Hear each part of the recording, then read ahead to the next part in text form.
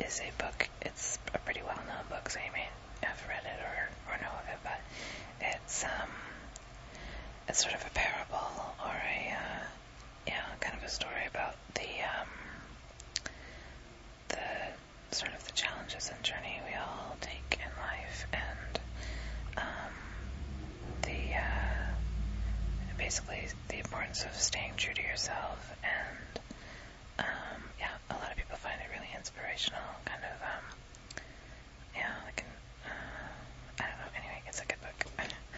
It's a very nice story, and I'm not going to read the prologue, I'm just going to jump into part one. I'm hoping I get through this video. My there's a dog barking somewhere in the neighborhood, and my dog's very agitated and on the verge of barking, so I'm really hoping she stays quiet for me. But anyway, okay, so The Alchemist by Paolo Coelho, part 1. The boy's name was Santiago. Dusk was falling as the boy arrived with his herd at an abandoned church. The roof had fallen in long ago, and an enormous sycamore had grown on the spot where the sacristy had once stood. He decided to spend the night there. He saw to it that all the sheep entered through the ruined gate, and then laid some planks across it to prevent the flock from wandering away during the night. There were no wolves in the region, but once an animal had strayed during the night, and the boy had had to spend the entire next day searching for it. He swept the floor with his jacket and lay down, using the book he had just finished reading as a pillow. He told himself that he would have to start reading thicker books. They lasted longer, and they made more comfortable pillows.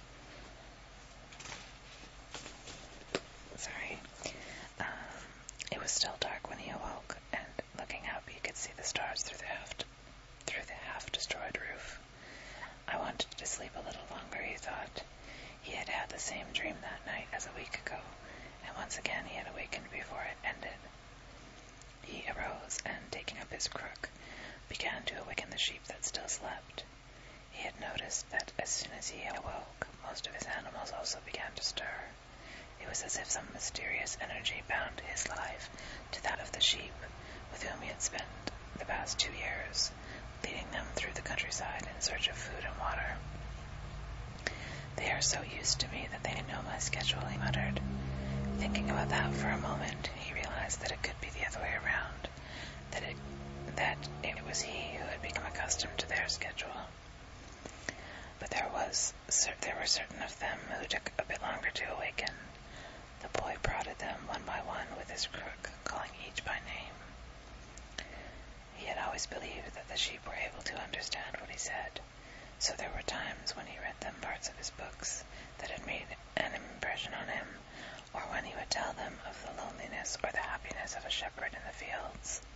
Sometimes he would comment to them on the things he had seen in the villages they passed. But for the past few days he had spoken to them about only one thing: a girl, the daughter of a merchant, who lived in the village they would reach in about 4 days. He had been to the village only once, the year before.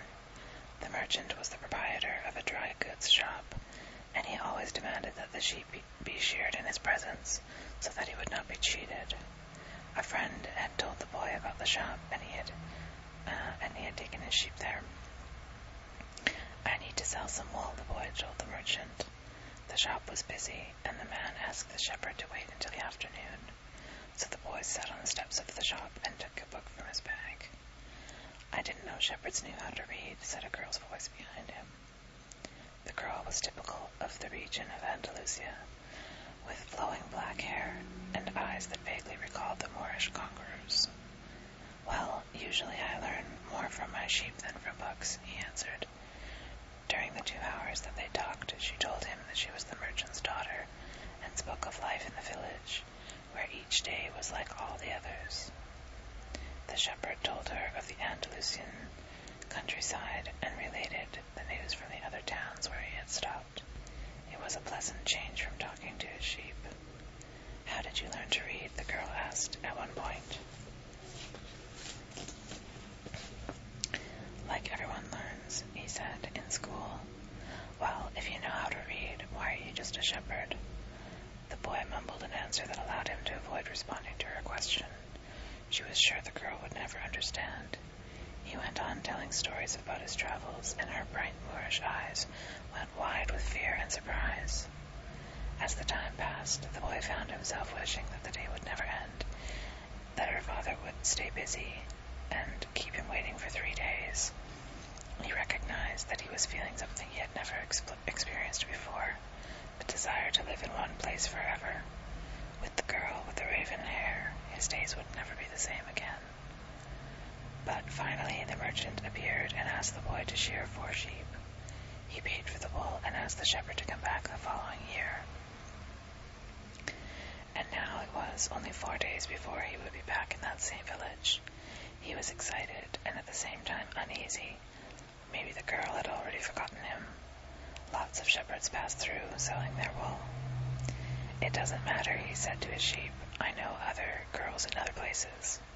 But in his heart he knew that it did matter. He knew that shepherds, like seamen and like traveling salesmen, always found a town where there was someone who could make them forget the joys of carefree wandering. The day was dawning, and the shepherd urged his sheep in the direction of the sun. They never have to make any decisions, he thought. Maybe that's why they always stay close to me. The only things that concerned the sheep were food and water. As long as the boy knew how to find the best pastures in Andalusia, they would be his friends. Yes, their days were all the same, with the seemingly endless hours between sunrise and dusk, and they had never read a book in their young lives, and didn't understand when the boy told them about the sights of the cities. They were content with just food and water, and in exchange they generously gave their wool, their company, and once in a while their meat. If I became a monster today and decided to kill them one by one, they would become aware. Only after most of the flock had been slaughtered, thought the boy. They'd trust me, and they've forgotten how to rely on their own instincts, because I lead them to nourishment. The boy was surprised at his thoughts. Maybe the church, with the sycamore growing from within, had been haunted. It had caused him to have the same dream for a second time, and it was causing him to feel anger towards his faithful companions. He drank a bit from the wine that remained from his dinner of the night before, and he gathered his jacket closer to his body. He knew that a few hours from now, with the sun at its zenith, the heat would be so great that he would not be able to lead his flock across the fields. It was the time of day when all of Spain slept during the summer. The heat lasted until nightfall, and all that time he had to carry his jacket. But when he thought to complain about the burden of his weight, he remembered that because he had the jacket, he had withstood the cold of the dawn. We have to be prepared for change, he thought, and he was grateful for the jacket's weight and warmth. The jacket had a purpose, and so did the boy. His purpose in life was to travel, and after 2 years of walking the Andalusian terrain, he knew all the cities of the region. He was planning on this visit to explain to the girl how it was that a simple shepherd knew how to read, that he had attended a seminary until he was 16. His parents had wanted him to become a priest, and thereby a source of pride for a simple farm family. They had worked hard just to have food and water like the sheep. He had studied Latin, Spanish, and theology, but ever since he had been a child, he had wanted to know the world, and this was much more important to him than knowing God and learning about man's sins. One afternoon, on a visit to his family, he had summoned up the courage to tell his father that he didn't